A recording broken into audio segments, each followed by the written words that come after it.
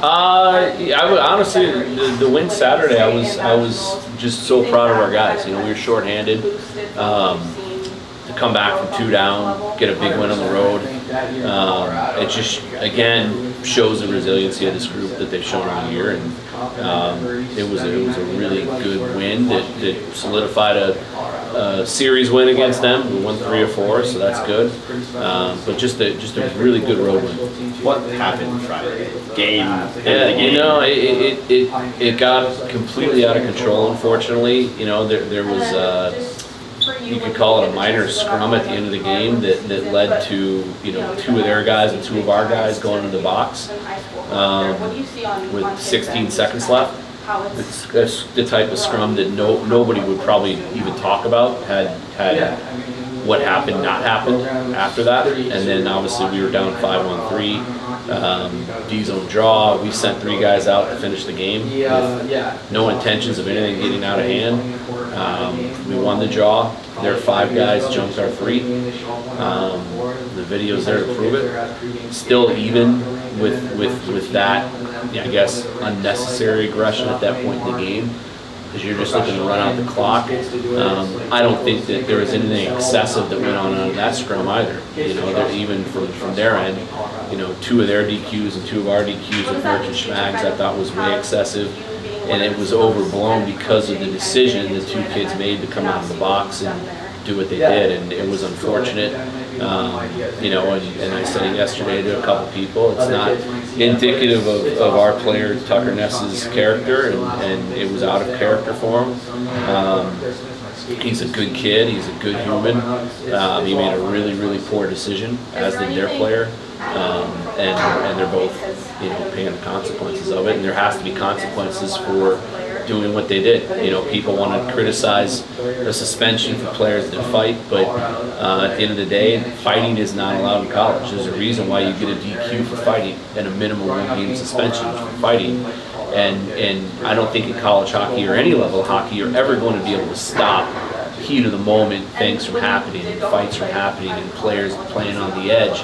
That's all part of the game. That I get. But leaving the box with time still on a penalty while a scrum is taking place and the officials are tending to a scrum, that doesn't happen at any level, and it shouldn't happen in college hockey, and that's why I dealt with it the way I did, and we move on from it. So that was an internal suspension for the rest of the season for Tucker, correct? It was, yeah. Did you ask him what his thought process was at all? Was it just the heat of the moment? You know, I think in his mind he thought he was protecting people, and you know that's in the nature of who he is. He loves his teammates, and you know, I don't think that that's justification, obviously, because he didn't jump out and go in the corner where his teammates were getting 5-on-3, and he went out and put on a show at center ice, right? So, you know, there was a lot of thought, a lot of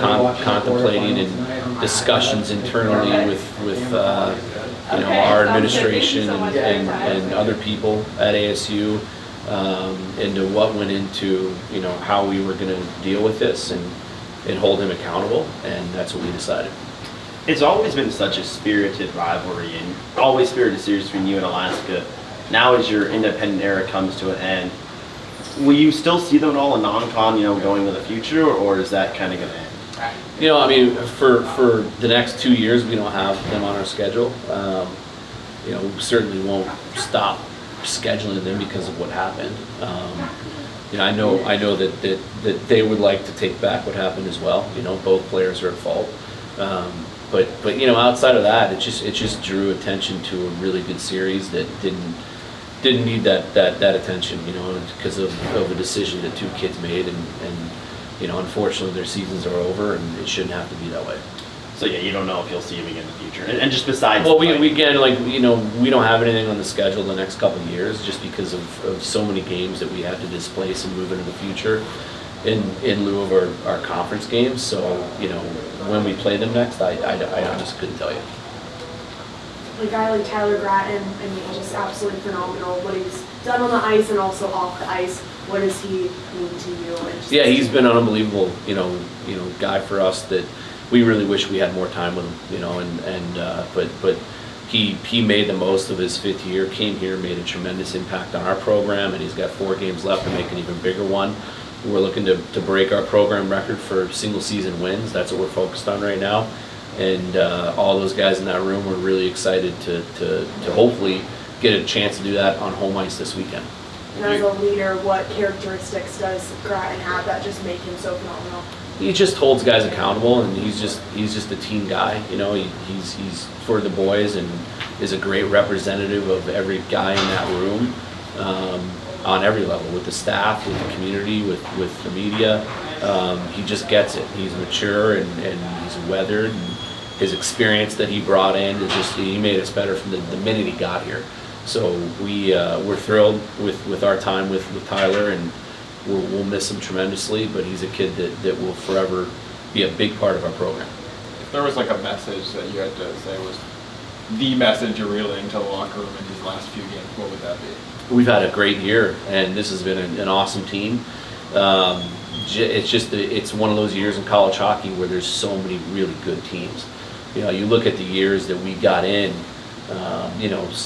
blue blood programs like, North Dakota missed the tournament, like Michigan, like, Wisconsin, Minnesota, the first year didn't get in, and now all these, Michigan State, all these programs are back, right? They're back with a vengeance, and they're very good. So it's just a year where there's so many really, really good teams. As an independent, it is really tough to get in, and if you would have told me at the start of the year that we could go get 23, 25 wins, I would have thought for sure, we'd be a lot, but it is what it is. The message is just finish strong and what we started, and it's an unbelievable group of kids in there that want to do that. They want to set the program record and be remembered for a really, really good hockey team in our last season of independent play. Do you think the pairwise makes it harder almost for an independent team? Like if you guys had this season, in the NCHC, you would be probably need to be looking closer to a tournament bid, and it's just... Yeah, for sure we would. I mean, you win that many games in that league, you're getting in, right? So, yeah, it's tough as an independent. A good example is what, being in a league could do for you is, 2 weeks ago, Colorado College, who's had a great year, and they're a heck of a team. I think they were 18th going into their home series against North Dakota. They sweep a team at home, and they move up to 11, right? That's the opportunity that you get from a pairwise standpoint when you're in a league like that, and that we'll get next year. And then you just watch, you watch college hockey at this point in the year. You can see teams, all across the country, no matter what they're ranked in the pairwise, there's hope, and they're playing with vigor and passion because their playoffs are coming up, and they all believe they can make a run and turn it on at the right time and maybe get an auto bid. So you have that as well. So it's a mindset and an opportunity that we haven't been able to experience that we're really looking forward to. Biggest takeaways from this trip to Alaska?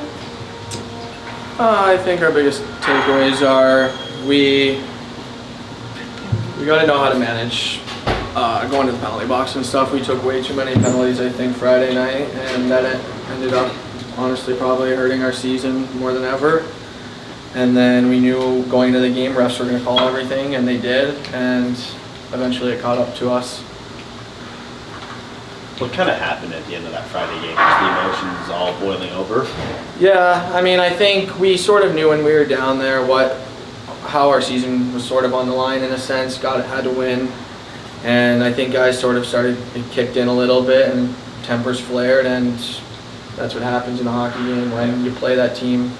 I don't know, I think I played that team 12 times in 4 years, so eventually that's going to happen, and it did. How do you think, though, as the season has gone on, that you guys continue? I know the beginning this summer was what really bonded you guys, so even through the ups and downs, how do you guys still think that you've been united together? Yeah, I think we're the closest group on a team I've ever probably played on in my life. So for that to happen Saturday night, we're not going to take that in a negative way for ourselves and within the group in the locker room. We have 4 more games to come out and have the most program wins in a season. So that's how we're looking at it. we may not make the tournament. Wherever we are in the pairwise, we're not looking at that. We're trying to go for a program record now on wins. And that program record would be huge, really cementing you guys and everything that you've done. So how much just would that mean to kind of just solidify all the incredible things you guys have done this season? Yeah, it would be awesome. And I think someone just told me, I think before this, that it would happen on Saturday night too if we did end up winning. So that would be pretty cool on senior night for all of us to get that win there. That'd be pretty special. And Tyler Gratton, a guy who has been the captain all season long, just what's he mean to you and to this team as a whole? Yeah, he's a great leader. He keeps our group connected through and through. He's a great friend, and having him to rely on and stuff, trust, have him like sort of do the stuff that guys don't want to do and whatnot, he'll do it, and he's great at doing it, and it's awesome to have him around. And how huge was it to get him in the off season, just to have another veteran presence when you do have a good chunk of young guys? Yeah, it was awesome. Bringing him in helped us out a ton. He brought in size and skill, and he scored more goals than I think he probably thought he was going to this year, which helped us a ton throughout our season. I mean, we're 22, 7, and 6 or something crazy, and then those 6 shootout wins are all wins. So in the NHL, that would be 28 and 7. So we've had a pretty good year overall. And you've been such an essential part to this program and getting it to where it is today. So just how much does this program mean to you after all the years here? Yeah, I mean, I can't really put it into words. It's been the best 4 years of my life, playing hockey here all the time. Starting my first year, COVID, Big Ten on the road, that was a crazy year. Never would have thought that would have happened. Then 1 year at Oceanside and 2 years here. It's so much fun. What's the scouting report kind of look like on LIU? I don't think you've watched film yet properly, but maybe I'm wrong. We haven't watched much film on them, but I'm sure that we will coming up here, so I don't really know. But if we do what we do, I think we can handle business. I just think we can't get checked out as a team. We just have to we have to keep playing for wins, not for the pairwise anymore. So if we can do that, we'll be totally fine this weekend versus LIU, and even going back up to Anchorage. How do you avoid that mental checkout? I think we have probably 2 weeks left here. So like everybody, if you can't stay checked in for 2 more weeks, that's what I'm talking about. Like Gratz, he'll come in and he'll make sure everybody's dialed in. Everybody's going to be locked in for these next 2 weeks for sure. Biggest takeaways from the trip? Wasn't exactly the result that we wanted. I think it was good for the program to win this year sweep or the year series on Alaska, to get 2 wins here and then go up there and split with them. So you got to take the victories when you can. So that was good. Can you just talk about what your vantage point, what you saw with on Friday with Tucker, and just how that all played out from your perspective? I'm not really going to comment too much on it. I know the coaches already addressed it with media. We already handled it kind of internally. I mean, Tucker's a great kid. Stuff happens. Emotions get the best of him. I mean, that's really all I'm going to say. He's a part of the team. He's an unbelievable guy. He brings a lot of energy for us. So. How do you keep the boys locked in these next 4? I mean, the message doesn't change. Like, we still got 4 games left in the season. Like, we still want to win. So go out there, take care of business, and try and set the program record for the most wins in the season. I want to travel back a little bit into time when you were deciding to come to ASU. When you look back, what was that like 1 or 2 big things that made you really think like, hey, ASU is where I want to spend my last year? Coaching staff and the guys. I mean, the guys have been unbelievable this year. Like, we're really close as a group. Some of the friendships that I was able to make with the teammates this year has been unbelievable, and I won't ever forget it. And then I mean, like, the coaching staff too was a big part of why I wanted to come here. The things that they were saying, and they lived up to almost all the expectations that they told me beforehand. And did they help you with the transition coming from Pennsylvania all the way out here to Arizona? Yeah, they did. I mean, it was a pretty easy transition. I moved away from home when I was 14, so I've been on the road for a while, so I've kind of gotten used to bouncing around everywhere. But yeah, it was easy. What has it meant for you to be a captain of this team? I mean, one of easily the most incredible and successful seasons for ASU. Yeah, I mean, it means a lot. I mean, going back to the beginning, to have the honor of the guys to put me in that position really meant a lot to me, to be able to earn their trust. And like I said, like, we've been a really close team all year, and some of the best friendships that I was able to make here I'll take with me forever. And so many of your teammates have just said they feel like they can go to you whenever. What does that mean to you? Yeah. Like I said, like we're really close. So like, I mean, we talk every day. Even when we're not at the rink, like guys are checking in on each other, hanging out away from the rink, whether it's going golfing, grabbing food to eat, like stuff like that. So I mean, these are some of the closest guys that I know, and I'll take these friendships with me for the rest of my life. Like there's a lot of memories that we made this year that are unbelievable. So. How special is it that a sport like hockey can bring a group of guys that I believe for the most part you never met before this season, and you guys are now like this brotherhood? Yeah, I mean it's incredible. I knew a couple of the guys coming into the program, but like it's such an easy transition. I mean everyone welcomes everyone with open arms, and I don't know, it's just really incredible. Like the feeling that you get that you're able to become so close with these guys that you never really crossed paths with before, and now you're all playing for each other every night. It's unbelievable.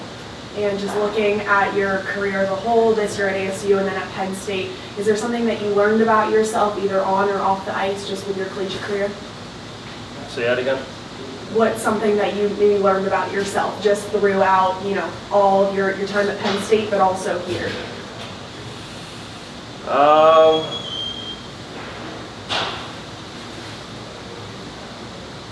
Never let the highs be too high and never let the lows be too low. No matter what, you got to wake up the next day and bounce back. So like you can't really dwell in the past or what the future really holds. You just got to live in the moment. Do you have a red shirt here at all, or are you? No, I'm done. And 4 more games. Yeah, no. Enough. I got the COVID year this year and that was it. So. With that 4 more games left of this regular season, how does that just feel when those words come out? Yeah, I mean, it's mixed emotions. You know, college hockey was amazing in a lot of aspects, and this past year I'm forever grateful for, to be able to experience playing in the mullet and make the friendships that I did with all my teammates and how close of a team we really got. So I mean, really, the emphasis is just making the most of these last 4 games, and like I said, trying to have the most winning season in ASU history. So.